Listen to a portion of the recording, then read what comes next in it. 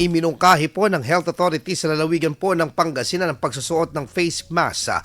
Kasunod po ng tumataas na kaso ng influenza-like illnesses ngayong mga panahon. Inihayag po ni Dagupan City Health Officer Dr. Ofelia Rivera na posible ang dahilan ng naturang pagtaas po ay nagkakaroon ng pag-ubo at sipon ay maaaring dahil sa pabago-bagong panahon.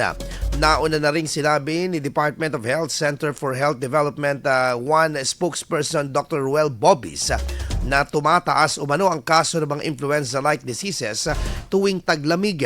Dahil dito, higit na inirerekomenda ang pagsusuot ng face mask upang maprotektahan ang sarili, maging ang iba pang mga tao sa posibleng banta ng naturang sakit.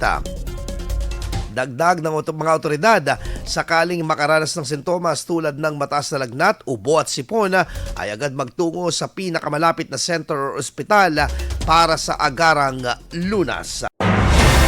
IFM News. IFM News. IFM News.